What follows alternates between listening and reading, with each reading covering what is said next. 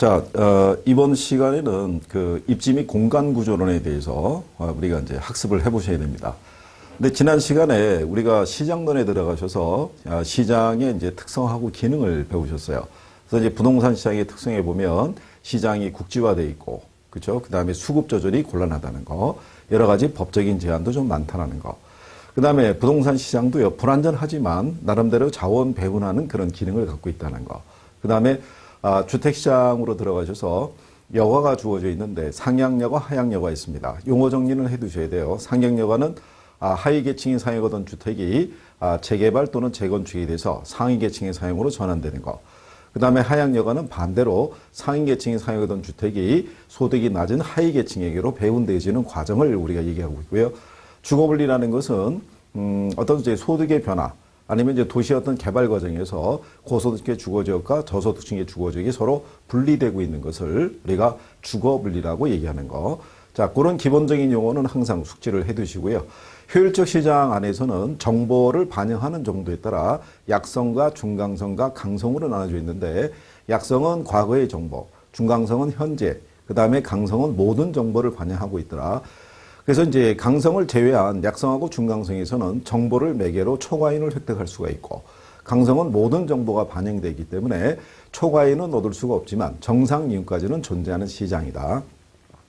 자, 이런 얘기들까지 이제 정리하신 거고요. 그 다음에 이제 이번 시간에 여러분들이 배우실 거는 입지 및 공간 구조론, 그래서 지대 이론, 그 다음에 도시 공간 구조 이론, 그 다음에 입지론 등에 대해서 우리가 간략하게 정리를 한번 해보도록 하겠습니다. 여기도 그 학생분들이 공부하실 때 조금 힘들어 하시는 거는, 어떤 이제 학자들이 이제 등장을 하고 처음 이제 접하는 이론.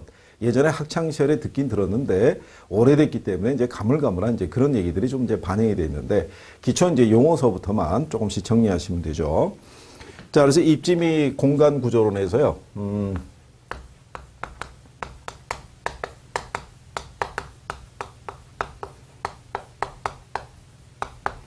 자, 여기서 우리가 이제 제일 먼저 배우시는 게 지대 및 지가 이론에서, 이번 시간에는 이제 지대론을 기초로 해서 우리가 이제 정리해 보시는 겁니다. 자, 그러면 여기 나와 있는 이제 지대라는 개념이 있어요. 그러니까 지대라는 개념을 원래 영문상에서는 우리가 렌트라고 표현하는데, 이거를 우리나라에서는 지대 또는 임대료라고 이렇게 표현하고 있습니다. 그러니까 결국 지대라는 건요, 토지 사용에 대한 대가를 줄여준 것을 우리가 지대다라고 얘기를 합니다. 그런데 이 지대라는 개념이 이제 어떻게 해서 등장하냐면, 우리가 앞에서 이제 토지 용어 중에서 부증성이라는 걸 배운 겁니다. 자, 부증성에서 우리가 배운 건 뭐냐면, 토지는 생산비를 투입해서 생산할 수 없는 재화를 우리가 그 특성을 부증성이라고 얘기한 거죠. 그래서 이 부증성에 의해서 무슨 법칙이 성립이 안 되냐면요, 생산비 법칙이라는 것이 성립이 안 되는 겁니다. 그럼 생산비 법칙이라는 거는 간략하게 말씀을 드리면, 재화의 가치는 그 재화를 생산할 때 투입하는 비용에 의해서 가치가 결정이 됩니다. 그러니까 만약에 비용이 10원이 들어갔다 그러면 가치도 10원이 되고, 비용이 100원이 들어갔으면 가치도 100원이 되는데, 토지는 생산비를, 비용을 들여서 생산할 수 있는 재화가 아니니까 비용이 제로입니다. 제로인데 얘가 가치를 갖게 됩니다. 그러면 비용이 제로인데도 가치를 갖게 되는 이유가 뭐냐면, 자연물이지만 가지고 있으면 토지 사용에 대한 대가를 얻을 수 있다는 거죠. 그러니까 어떻게 보면 1년에 불로소득이라고 볼 수 있는 그런 견해도 있겠죠. 그래서 이 지대라는 것이 앞으로 내가 이 지대를 갖다가 많이 받을 수 있으면 이 토지에 대한 가치도 높아질 수밖에 없겠죠. 그래서 이런 부증성에 의해서 지대 또는 지가를 이제 유발시킨다라고도 얘기를 합니다. 이제 간단하게 토지 사용에 대한 대가다, 이런 정도로만 인식하시면 되겠고, 토지 사용에 대한 대가가 커지면 커질수록 그 토지의 가치도 높아질 것이다. 그래서 지대하고 지가는 서로 비례 관계다라는 것을 여러분들이 생각하시면 되죠.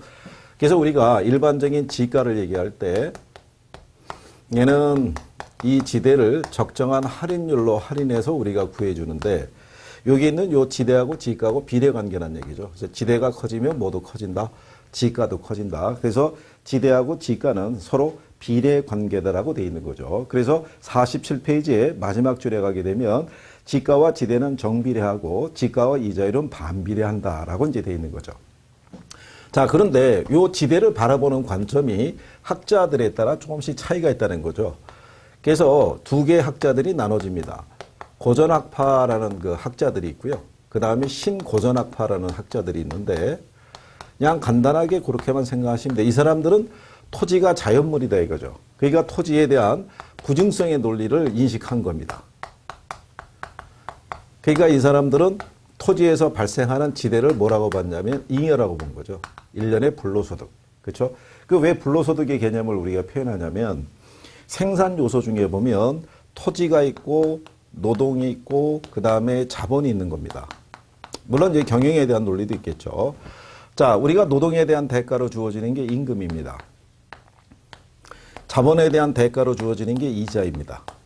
그러면 임금과 이자를 얻기 위해서는 노동자에 대한 근로 노력이라든가 자본가의 노력이라는 것이 들어가야지만 이 수익을 기대할 수 있는데 토지는 지주가 어떤 노력을 기울여서 얻는 것이 아니라 단순히 그냥 토지를 보유하고 있다는 것 자체만으로 어떤 지대라는 수익이 발생하는 거죠. 그러니까 일련의 잉여이자 불로소득이라는 견해를 제시한 게 고전학파들이고 신고전학파는 반대로 이 토지를 자연물인 관점에서는 인식은 같이 하지만 얘가 부증성의 논리보다는 얘도 용도에 어떤 변화를 줘서 생산은 가능하다라고 본 겁니다. 그래서 지대라는 것은 하나의 생산 요소에 대한 대가인 비용으로 간주한 거죠. 그건 왜 그러냐면 이 토지를 어떤 특정한 용도로 사용하게 되면 다른 용도로 전용해서 쓸 수가 없다는 겁니다. 그러면 현재 용도로 쓰기 위해서 내가 지불해야 될 어떤 기회비용 이런 성격이 또 발생하겠죠. 그래서 신고전학파는 하나의 비용이다라고 이렇게 인식했다는 거. 그 정도만 지금은 이렇게 구별을 하시면 되겠고요. 그러면 이 고전학파들이 제시하는 지대이론이라는 것이 주어져 있습니다. 그래서 지대의 고찰이라고 해서 48페이지에 가시게 되면 고전학파, 신고전학파가 있고 지대에 대한 논쟁 뭐 이런 게 나와 있는데 그 지대에 대한 논쟁까지 이제 여러분들이 이렇게 해서 보신 거고요. 그래서 거기 지대에 대한 논쟁이라고 해서 48페이지 중간에 보면 단가로 3번에 지대에 대한 논쟁이라는 것이 있습니다. 요거는 뭘 얘기하냐면요. 요런 얘기죠. 만약에 생산물의 가격, 그렇죠?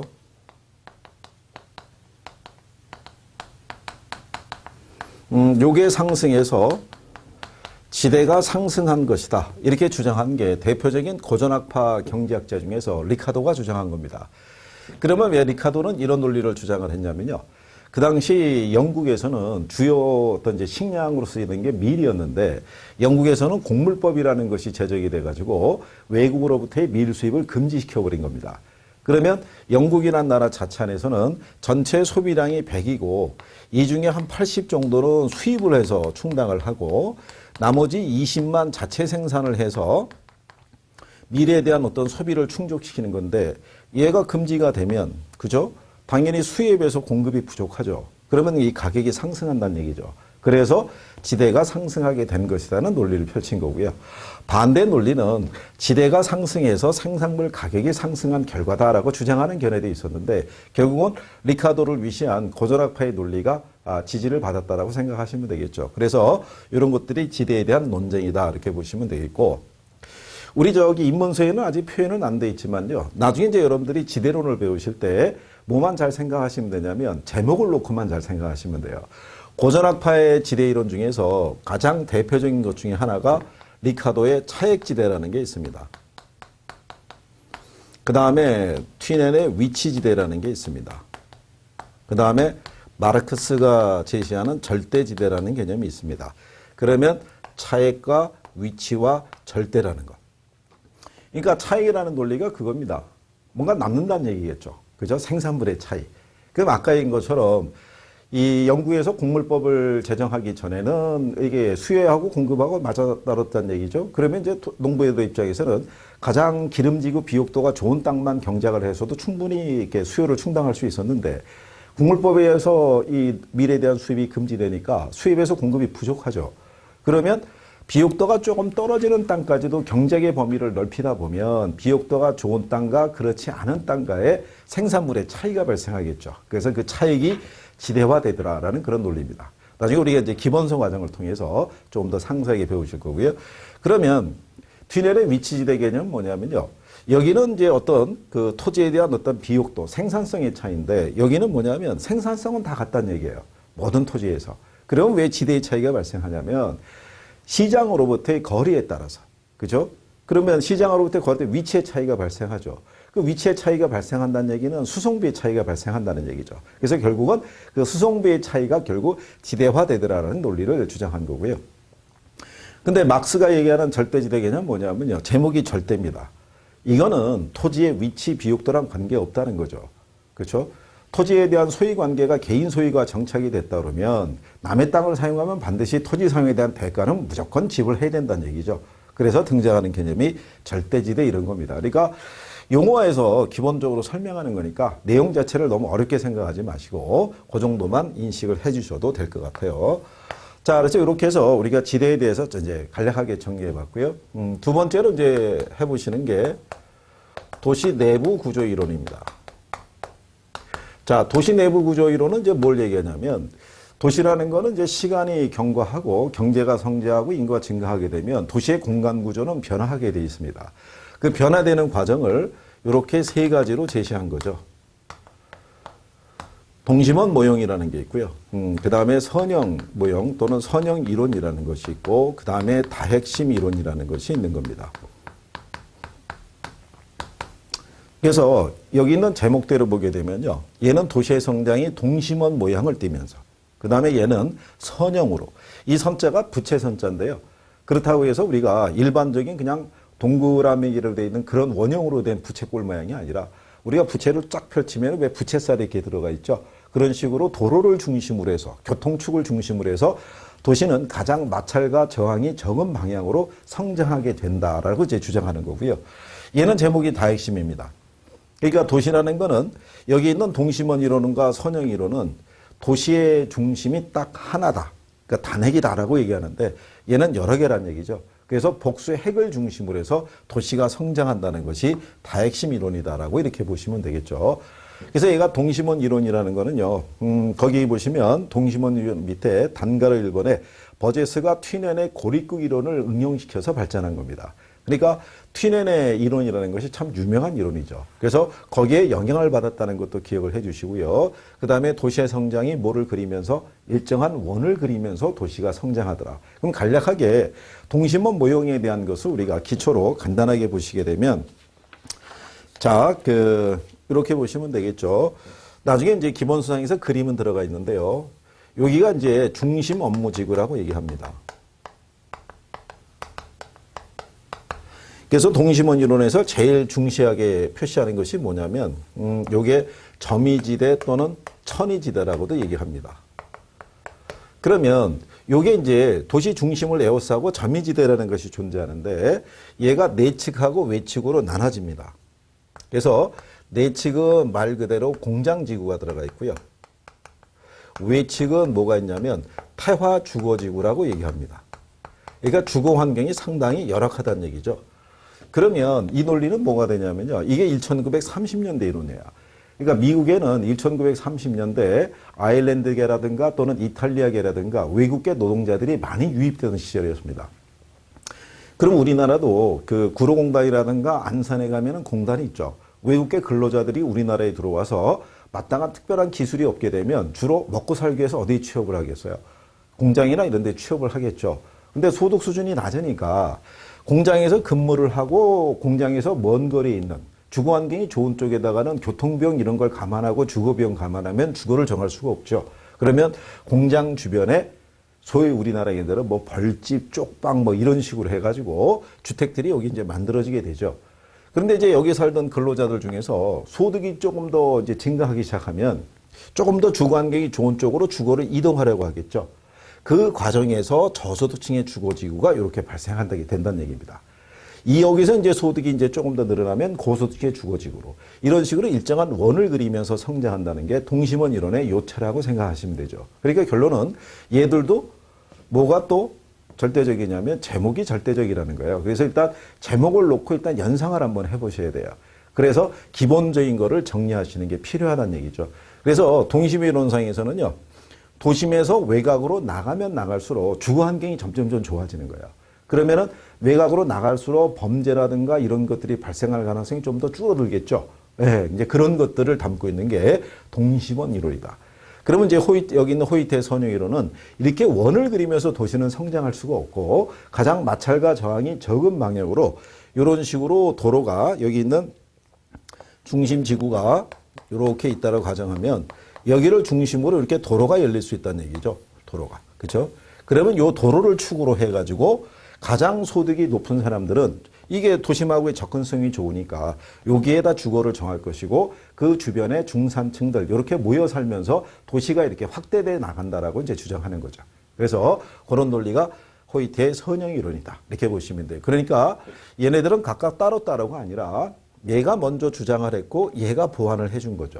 그리고 얘네 둘을 결합을 시킨 게 다핵심 이론이다. 이런 정도로만 인식해 주시면 돼요. 자, 그래서 이게 도시 내부 구조 이론에 대한 기본적인 내용이었어요. 자, 그 다음에 우리가 입지론에 대해서 이제 배워보시는 겁니다. 근데 현실적으로 부동산을 대상으로 해서요, 우리가 매매를 하거나 투자를 하거나 개발을 하거나 입지와 무관한 내용은 전혀 없습니다. 다 입지와 연관성이 있죠. 그래서 그러면 입지라는 자체는 거기 뭐라고 되어 있냐면요. 인간의 생산 소비 활동은 특정한 입지, 장소에서 이루어진다라고 얘기를 해요. 그건 무슨 얘기냐면 우리 인간은 생존을 위해서는 끊임없는 경제 활동을 영위를 해야 돼요. 그렇죠? 자, 경제 활동이라는 게 대표적인 게 생산 또는 소비가 되는데 그럼 우리는 생산하기 위해서 필요한 장소, 그렇죠? 또 소비하기에 필요한 장소, 이걸 필요로 하겠죠. 요 장소, 요 공간을 만들어내는 게 개발이라고 그러면 그거를 어디에 위치시키는 것이냐. 요게 이제 입지에 관한 논리라고 생각하시면 돼요. 그래서 모든 경제 주체들이 점하고 있는 장소를 우리는 뭐라고 하냐면 입지, 이렇게 얘기를 합니다. 그래서 우리가 입지론에 대한 것을 조금 나눠보게 되면 입지 선정이라는 거는 거기 하단에 박스로 나와 있는데요. 입지 주체가 추구하는 입지 조건을 갖춘 적정한 위치의 토지를 찾는다는 거. 즉 장사를 하려고 그러면 목이 좋은 걸 찾아야 된다고 그러죠. 그런 논리라고 생각을 하시면 되겠고요. 그러면 적지론이라는 건 뭘 얘기하냐면 내가 장소를 찾는 것도 있겠으나 현재 내가 보유하고 있는 토지가 있을 때 이 토지를 어떤 용도로 개발하는 것이 가장 이 토지에 대한 최요 이용이 될 것이냐. 이걸 추구하는 것이 적지론의 사고다. 이렇게 인식을 하시면 되죠. 그러면 우리가 일반적인 입지라는 것이 부동산 활동상에서 왜 중요하냐면 50페이지에 나와 있습니다. 부동산이라는 건 한번 장소를 정하면요. 내가 마음에 들지 않는다 해서 쉽게 이동할 수가 없어요. 거기에다가 부동산은 움직일 수가 없기 때문에 그 부동산을 둘러싸고 있는 환경이 변하면 그 지역의 상권이 변할 수도 있고, 그죠? 주거 환경이 좋아질 수도 있고 나빠질 수도 있는 겁니다. 그래서 장소를 한번 정할 때는 현재 상황뿐만이 아니라 미래 변화들도 충분히 고려를 해야 된다는 얘기죠. 그래서 일반인들에서 이 장소를 찾는 거는 참 어렵고요. 그래서 보다 전문성을 띈 사람들에서 장소를 찾는 것이 참 중요하죠. 그래서 이 중개업을 영위하시는 분 중에는 이렇게 주택이나 상가에 대한 어떤 이제 매매 중개 알선 이것만 하는 게 아니라 특정한 점포가 어디에 위치하는 게 좋으냐. 이제 그것만 전문을 하는 이제 부동산 업자들도 있다. 뭐 이렇게 생각하시면 되겠죠. 자, 그래서 이런 입지론에 대한 것도 우리가 나눠보게 되면요. 농업 입지론, 공업 입지론, 상업 입지론 이렇게 돼 있어요.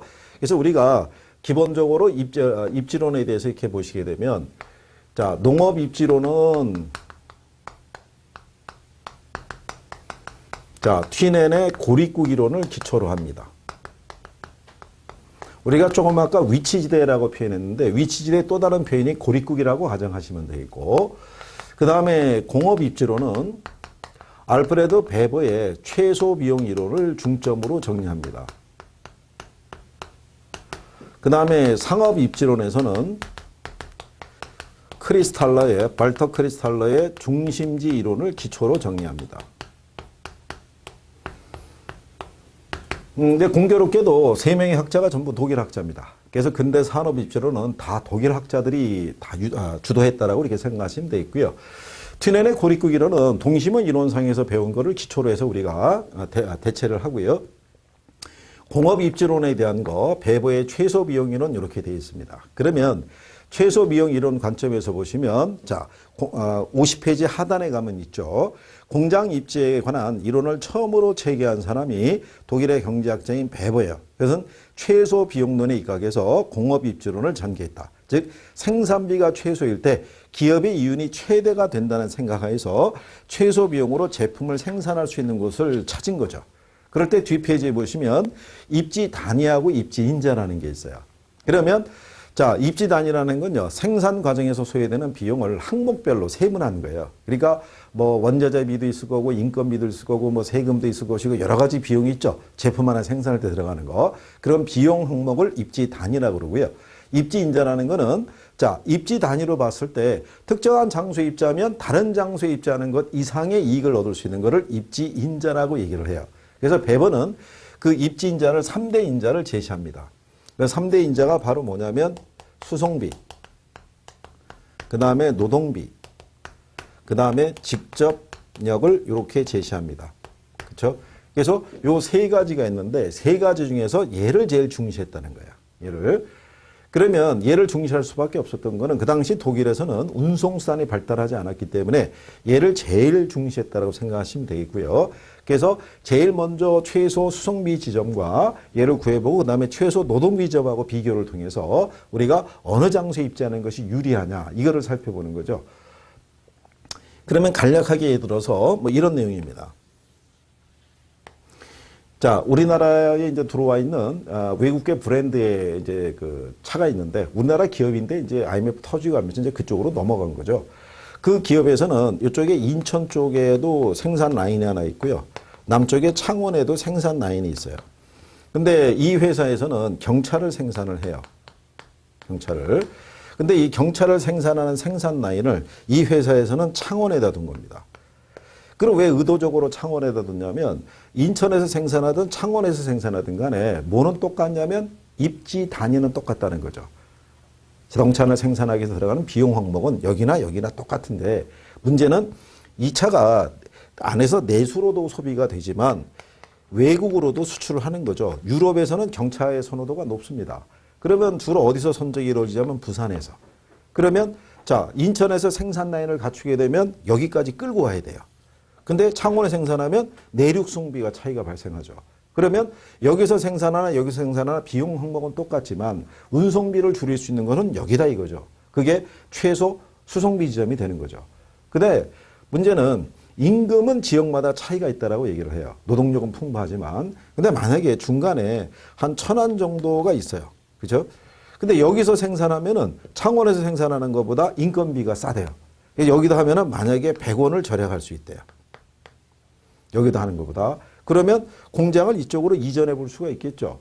근데 문제는 이쪽으로 이전했을 때 여기서 부산까지 끌고 가는 내륙 송비가 만약에 110원이 발생한다 그러면 굳이 이동할 필요가 없죠. 근데 만약에 추가로 발생하는 운송비가 90원밖에 안 된다 그러면 일로 이동하게 되면 10원을 절약할 수 있다는 얘기죠. 그래서 먼저 최소 수송비 지점을 선택을 하고 그 다음에 최소 노동비 지점하고의 비교를 통해서 최적 입지를 찾아야 된다. 이렇게 주장하는 게 베버의 최소 비용 이론이다. 이렇게 생각하시면 돼요. 그래서 수송비, 노동비, 직접력 이런 얘기죠. 그래서 이제 그런 내용을 기초로 한 것이 베버의 이론이다. 이렇게 여러분들이 보시면 되겠고요. 그 다음에 베버의 이론을 부정하고 등장한 게 레쉬의 최대 수요 이론인데 요거는 그냥 간략하게 생각하시면 돼요. 베버는 비용을 극소화하자는 거고 레쉬는 뭐를? 이윤을 극대화하자는 것입니다. 그러니까 비용을 절약할 수 있는 곳에 공장이 등장하는 게 아니라 어디다 생산하든 비용은 같다 그러면 이윤이 가장 커질 수 있는 지점이 어디냐 이런 얘기죠. 그게 가장 수요가 많은 지점이다. 이렇게 해서 제목이 최대 수요 이론이다. 이렇게 제시를 한 거죠. 그래서 그런 제목적인 부분만 먼저 익숙해지시면 돼요. 뒷장에 나오는 공장 부지의 입지 요인이라는 것이 있습니다. 그래서 여기도 보면요. 최소 운송비 원리에 기초해가지고 공장은 시장을 중심으로 입지해야 되느냐 아니면 원료 지역을 중심으로 해서 입지를 해야 되냐를 구분을 해주는 거죠. 요거는 이제 이거를 구분하기 위해서 베버가 제시한 게 원료 지수라는 개념을 대입을 한 겁니다. 그래서 52페이지에 보시면 중간에 라의 원료 지수라고 이렇게 돼 있죠. 근데 이제 원료라는 게 보편 원료라는 게 있고 편제, 국지 원료라는 게 있습니다. 그래서 보편 원료는 시장 어디에서나 쉽게 구할 수 있는 물이나 공기 같은 거 얘기하고요. 편제 국지 원료는 우리가 철광석이라든가 아니면 석탄, 석유 이게 특정한 지역에만 매장되어 있는 원료를 편제 또는 국지 원료다라고 얘기를 하는 거죠. 그래서 그거를 우리가 설명해 주기 위해서 베버가 제시한 게 원료 지수라는 개념입니다. 그냥 간략하게 개념 정도만 간단하게 구별을 해드리면 자, 어디에 입지하는 게 수송비를 절약할 수 있느냐. 그죠? 원료 산지에 입지해야 되느냐 아니면 시장을 기초로 입지해야 되느냐. 요거를 이제 정리하는 게 원료 지수인데요. 요거는 제품 1톤을 생산하기 위해서 투입하는 현재 원료의 중량을 가지고 얘기하는 겁니다.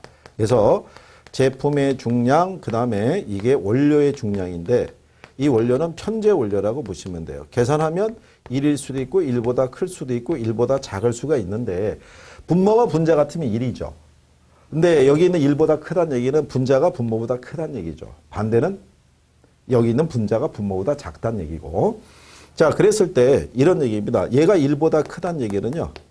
제품이 만들어지는 과정에서 중량이 감소하게 된다는 얘기죠. 그래서 얘는 원료 산지로 가야 된다라고 얘기를 합니다. 그럼 그 얘기가 무슨 얘기냐면요. 이렇게 생각해 주시면 되죠. 만약에 이 제품이 시멘트예요. 우리가 만약에 시멘트를 100kg를 생산한다고 가정할 때 투입되는 원료는 대표적인 게 석회석입니다. 자, 그러면 석회석을 100kg다라고 가정하면 1이 나오겠죠. 근데 현실적으로 석회석이 다 시멘트가 되는 건 아니죠. 다이아몬드 원석을 캐서 다이아몬드로 재련을 우리가 가공을 하게 되면 실제로 나오는 물량은 그렇게 크진 않죠. 그 과정에서 불순물이 제거가 되니까. 마찬가지로 석회석을 100을 넣으면 100이 안 나오죠. 그러니까 얘는 얘보다는 무게나 부피가 좀 더 커야겠죠. 그러면 얘가 120을 넣어서 불순물 제거하고 완제품이 되는 과정에서 100kg가 나오니까 100분의 120이니까 1.2죠. 그러면 얘는 완제품이 되는 과정에서 중량이 감소하는 산업이죠. 그러면 여기서의 수송비는 무게하고 거리에 비례한다는 가정이에요. 그러면 무게가 줄어드는 애 같으면 원료 산지에서 120kg를 얼마로 줄여서 100kg로 줄여서 요 100kg를 가지고 시장으로 보내는 게 운송비가 절약이 되겠죠. 만약에 시장에다가 공장을 두게 되면 120kg의 원료를 일로 끌고 와가지고 여기서 100kg 만들어야 되니까 120kg의 운송비하고 100kg의 운송비를 따지면 얘가 훨씬 싸겠죠. 그러니까 그런 애들은 어디로 가야 된다? 원료 산지에 입지해야 된다. 그런 논리입니다. 시장 지향령은 그 반대 논리가 되겠고요. 그래서 그런 개념으로 제시한 것이 자, 거기에 나와 있는 대로 최소 운송비 원리에 입각한 공장이 어디에 입지하는 것이 유리하냐. 그래서 거기 보시면 자, 52페이지 중간에 원료지수 라번의 밑에 보면 2번에 공업입지형에서 원료지향적인 산업이 나오죠. 그래서 얘는 국지 원료를 많이 사용하는 공장들이 입지하는 경향이 있더라. 그래서 라번에 보면 최종 제품은 값이 비싸고 소량이 되는 중량 감소 산업의 경우다라고 얘기하는 거죠. 그래서 바번에 보면 시멘트 공업, 재련 공업, 통조림 공업, 냉동 공업 등이 여기에 속한다. 이렇게 표현이 되어 있는 거예요. 그래서 제목과 원리를 이해하면 이거를 내가 외우거나 할 필요가 없죠. 네, 그거를 내가 알아서 분별을 할 수 있으니까. 그래서 그런 논리로 인식을 하시면 되겠죠. 그럼 시장에 입지해야 되는 거는 완제품이 될 때 무게가 증가하는 애들은 당연히 시장으로 가야겠죠. 그래서 그런 논리로 정리하시면 되겠고요. 그래서 여기서는 배보의 요 원리에 입각한 공장이 어디에 입지해야 되느냐. 이제 이런 거를 정리하신 거고요. 자, 53페이지에 가시면 자, 양가로 5번에 상업 입지론이 들어가 있습니다. 자, 거기 52페이지에 가시면 자, 크리스탈러의 중심지 이론이라고 있어요.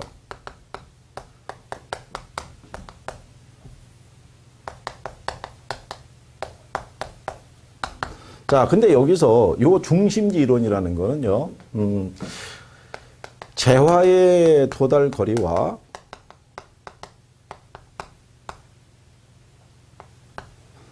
최소 요구치의 관계를 이제 설명을 한 겁니다.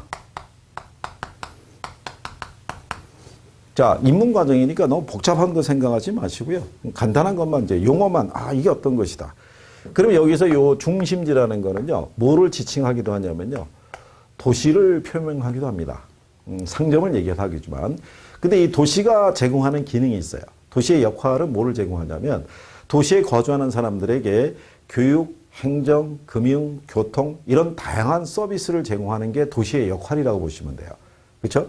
그러면 이런 서비스업이라는 것은 결국은 몇 차 산업이냐면 3차 산업이겠죠. 그래서 크리스탈레의 중심지론을 우리가 3차 산업 입지론, 상업 입지론이다 이렇게 얘기해 주는 겁니다. 자, 그런데 이 중심지, 도시가 성장하기 위해서는요. 재화의 도달거리와 최소 요구치의 관계를 비교했을 때 얘가 얘보다 컸을 때 중심지가 유지가 된다라고도 얘기를 해요. 자, 그러면 그 얘기는 무슨 얘기냐면요. 크리스탈라는 사람이 일천구에 역시 30년대에 남부 독일을 이렇게 쭉 여행을 하면서 여러 가지 이제 도시를 접했을 거 아니겠어요? 근데 도시의 일단 크기와 형태를 봤더니 규모가 큰 도시들은 공간상에 분포하는 숫자도 적고 멀리 이렇게 뚝뚝 떨어져 있다는 얘기죠. 근데 규모가 작은 도시들은 공간상에 분포하는 숫자도 많고 그 다음에 거리도 상대적으로 가깝게 있더라 이런 얘기가 되는 겁니다. 그래서 왜 이런 배열이 나타나게 되느냐. 그거는 이제 우리가 예전에 보시게 되면요. 서울을 뭐 수도권을 기점인 건 옛날 같으면 이제 시골 같은 데라고 볼 수 있겠는데요. 옛날 같으면 이제 면 단위가 있고요. 군 단위가 있고 시가 이렇게 있다면 면 단위에서는 예를 들어서 초등교육만 가능합니다. 그죠? 상급 학교를 가려고 그러면 군 단위까지 가야 돼요. 그 여기 가면은 중고등학교가 있어요. 그 여기는 중고등학교만 있냐면 그건 아니고 초등학교도 있죠. 근데 여기서 또 상급 학교를 가려고 그러면 도청 소재지가 소재하고 있는 시 쪽으로 넘어가야 돼요. 그러면 모두 있다는 얘기예요. 대학도. 그럼 얘가 대학만 있냐면 중고등학교도 있고 모두 있다는 얘기예요. 초등학교. 자, 그러면 같은 교육 서비스를 제공하더라도 도시의 규모에 따라 제공되는 서비스가 틀려지죠. 그러면 이렇게 적은 서비스를 우리가 제공하는 도시들은 이 공간상에 보게 되면 분포하는 숫자가 어떻겠어요? 많다는 얘기죠. 그렇죠? 면 단위는. 근데 중고등학교까지의 교육을 제공한 애들은 이 안에 보게 되면 상대적으로 어떻게 돼요? 얘보다는 많지만, 그죠? 그렇게 숫자는 많지는 않다는 얘기죠. 그런데 이런 식의 아주 넓은 서비스, 그죠? 다양한 서비스를 제공하는 도시는 이 공간상에서 분포하는 숫자가 어떻겠어요? 상대적으로 적을 수밖에 없다는 얘기죠. 그랬을 때 이 사람들이 이렇게 다양한 서비스를 제공하려고 그러면, 그죠? 재화의 도달거리가 결국 뭐냐면 이런 교육 서비스가 제공될 수 있는 최대 공간 범위를 얘기해요. 그리고 이렇게 다양한 서비스를 제공하려고 그러면 뭐가 뒷받침이 되겠어요? 최소 요구치가 최소한의 인구수. 그죠? 점포 같으면 최소한의 고객수 이런 걸 얘기하는 겁니다. 우리가 왜 지방도시에 가게 되면요. 학생들 숫자가 점점점 줄어들게 되면 이게 폐교가 되죠. 학교가. 그러면 다양한 교육 서비스를 제공할 수가 없죠.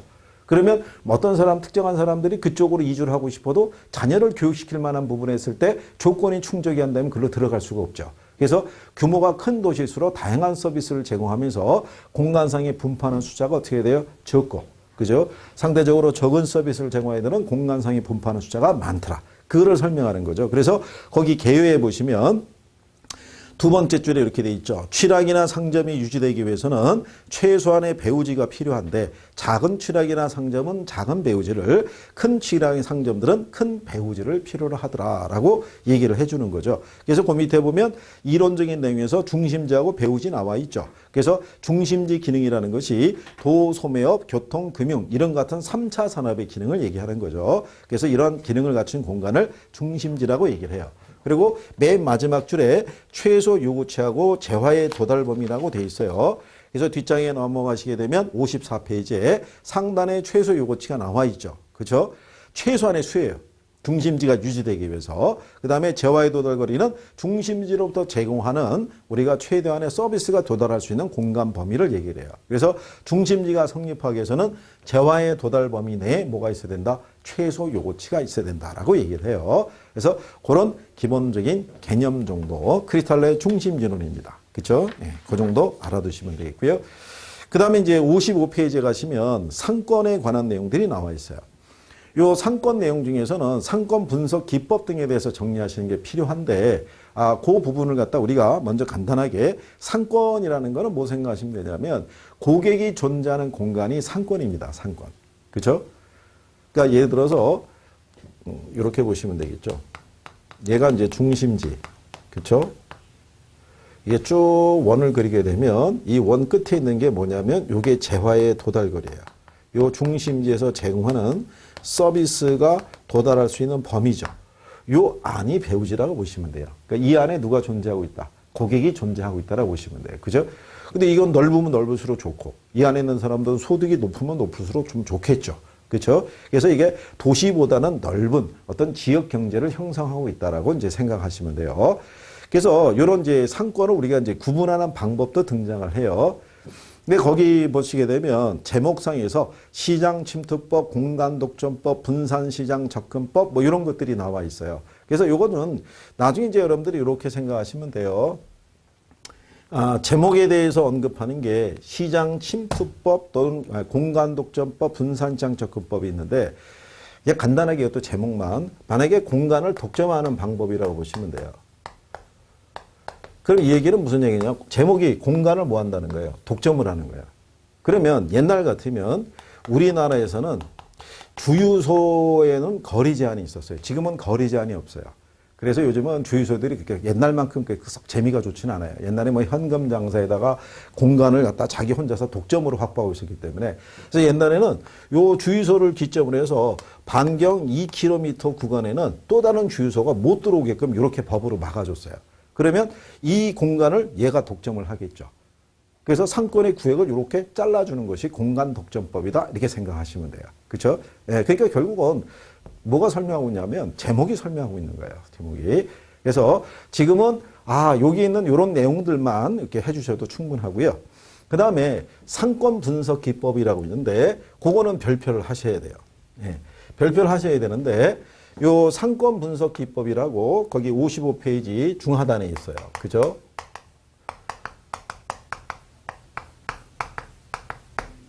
자, 상권 분석 기법 안에 가게 되면요. 제일 먼저 나오는 게 레일리의 소매 인력 법칙이라고 나옵니다.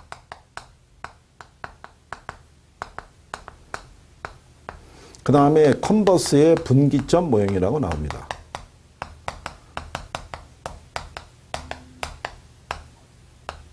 그 다음에 허프의 확률 모형이라고 나옵니다.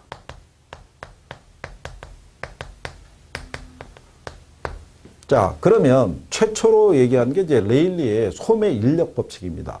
인력이라는 것은 끌어당기는 힘을 얘기하는데 이거는 아이작 뉴턴의 만류인력의 법칙을 인용한 거죠. 뉴턴의 만류인력의 법칙은요, 두 물체 간에 끌어당기는 힘, 인력이라는 것은 그 물체의 질량의 크기에 비례하고 거리의 제곱에 반비례한다는 걸 제시하는 거죠. 그래서 이 사람은 그 유인력이라는 게 거리의 제곱에는 반비례하고 그 다음에 인구의 크기에는 비례한다라는 논리를 제시한 거예요. 그래서 인구가 크면 클수록 고객을 흡인할 수 있는 힘이 그만큼 더 커진다는 얘기고 거리가 가까울수록 커진다는 얘기예요. 요거를 먼저 기억하시는 게 필요해요. 그렇죠? 그래서 이 끌어당기는 힘은요. 만약에 A라는 도시가 있고 B라는 도시가 있고 중간에 만약에 C라고 하는 도시가 있을 때 여기 인구가 5만이고요. 여기도 인구가 5만. 근데 여기 만약에 5천 명이 있다 그러면 여기 있는 고객을 양쪽의 도시에서 끌어당길 수 있는 힘. 그러면 그 지점, 경계가 어떻게 나눠지느냐. 두 개의 인구의 크기가 같으면요. 경계는 정확하게 요 중간이 된다는 얘기입니다. 같아지는 거. 근데 만약에 A 도시가 B 도시보다 훨씬 크다면 그러면 얘가 끌어당기는 힘이 어떻게 돼요? 더 커지겠죠. 그래서 분기점은 규모가 작은 도시 쪽에 이렇게 위치하게 된다는 거. 예, 그거를 일단 기억을 하시면 돼요. 근데 레일리의 소매인력 법칙하고 컨버스의 분기점 모형은 결정론적인 사고입니다. 딱 두 개의 도시, 두 개의 점퍼만 놓고 우리가 선택할 수밖에 없어요. 그거는 예전에 우리도 교통이 발달하지 않았던 시절에는 장을 보러 나가고 싶어도 교통이 불편하니까 원거리까지는 갈 수가 없었어요. 그러니까 선택이 가능한 부분이 한두 개로 국한될 수밖에 없었죠. 그런 쪽의 논리를 바탕으로 있다고 보시면 돼요. 그죠? 그러면 컨버스의 논리는 뭐냐면 그러면 얘가 얘보다는 유인력이 커지는데 그러면 얘하고의 구매 지향점이 같아지는 지점은 여기서부터 몇 킬로, 여기서부터 몇 킬로 지점이 되느냐. 그거를 우리가 수치화한 것이 컨버스의 분기점 모형인데 그래서 얘는 이 논리를 수정해서 나왔다라고 생각하시면 돼요. 근데 이제 여러분들이 이제 걱정하시는 게 뭐냐면 하단에 이렇게 수식이 들어가 있는데 그 공식은 무시하셔도 좋습니다. 나중에 우리는 이렇게 간단한 논리를 대입해서 계산할 수 있는 방법론을 여러분들에게 정리를 해드리니까 그거는 크게 신경 안 쓰셔도 된다는 거. 자, 그 다음에 여기는 허프의 확률 모형이 있는데, 자, 페이지를 이제 그쪽에 보시게 되면, 자, 56페이지에 컨버스의 분기점 모형이 있고, 그 밑에 보면 3번에 허프의 확률 모형이 주어져 있어요. 근데 이 허프의 확률 모형은요, 결정론적인 사고가 아니라 확률론적인 사고예요. 그래서 얘네는, 이 사람은 이 고객을 끌어당길 때 어떤 이제 고객에 대한 어떤 특정한 점포가 대도시 지역 내에 입지했었을 때 그 특정한 점포에 대한 뭐를 구하고자 했을 때 시장 점유율 등을 우리가 구하고자 했을 때는 단순히 이렇게 크기하고 거리만 얘기하는 것은 아니고요. 경쟁 점포의 수까지도 고려했다는 거죠. 무슨 얘기냐? 서울 같은 대도시 안에서는요, 점포가 하나만 있는 건 아니죠. 여러 개의 점포가 존재할 수 있다는 얘기죠. 그래서 허프는 이 점포의 숫자를 최대 7개까지 제시를 했었어요. 이렇게. 그러면, 자, 만약에 여기에 거주하고 있는 사람이 만약에 있다라 그러면 고객이, 이 사람은 집에서 가까운 곳에서만 물건을 구매할까요? 그러지는 않겠죠. 좀 더 원거리에 있더라도 내 마음에 드는 나에게 어떤 만족감을 줄 수 있는 그런 제품이 있다면 공간을 이동할 때 들어가는 비용을 우리가 감수하고서라도 갈 수 있다는 얘기죠. 그렇죠? 네, 그렇기 때문에 여기는 2개의 점포만 갖고 설명하는 것이 아니라 다수의 점포가 입지하고 있는 대도시 지역 내 쇼핑 패턴을 연구하는 겁니다. 고객들에 대한. 그게 허프의 무슨 모형이다? 확률 모형인데 단 얘하고의 차이점이 뭐냐면요. 레일리는 여기 있는 이 거리를 제곱으로 확정을 시켜줬는데 허프의 모형은 뭐냐면 고객에 대한 어떤 특정한 점포의 시장 점유율을 우리가 측정할 때는 그 각 개별 점포의 효용을 측정해야 될 때 이게 거리에 따른 뭐를 제시했냐면 마찰 개수라는 것을 넣은 겁니다. 그리고 여기는 점포의 매장 면적을 이렇게 넣었고요. 근데 이 마찰 개수라는 것은요. 허프는 1도 될 수 있고 2도 될 수 있고 3도 될 수 있고 이렇게 다양하다고 얘기한 거예요. 그럼 우리는 이걸 일일이 구해서 계산하기 힘들겠죠. 그래서 출제자들은 기본적으로 2라고 가정하고 줍니다. 조건에서. 그러니까 이것도 단순 대입의 논리이기 때문에 나중에 우리가 계산하실 때 큰 어려움이 없더라. 그래서 거기 하단에 있는 박스 안에 있는 계산 공식이 있어요. 그거는 무시하셔도 돼요. 무시해도 되고 다만 그 위에 보시게 되면 니은의 허프의 확률 모형은 어떤 지역에 거주하는 지역 주민이 특정 쇼핑센터로 구매할 확률이 밑줄 치시는 거죠. 매장 면적의 크기에 비례하고 거리의 제곱에 반비례한다 이렇게 되어 있는데 그 거리의 제곱이라는 게 결국은 뭐를 갖고 측정해야 되냐면 마찰 개수의 값을 가지고 우리가 확인을 해야 되는 겁니다. 그래서 그런 정도 대표적인 논리가 요거 3가지예요. 시험상에서도 가끔 원급이 되니까 그런 정도 여러분들이 정리하시면 되겠고요. 그 다음에 나와 있는 뒷페이지 57페이지에 있는 이제 공간 균배의 원리, 넬슨의 소매 입지 이론에 대한 것들은요, 우리가 기본서 과정에서 한번 살펴보시기로 하고요. 자, 그래서 이제 입지론에 대한 것까지 기본적인 내용을 우리 한번 살펴봤습니다.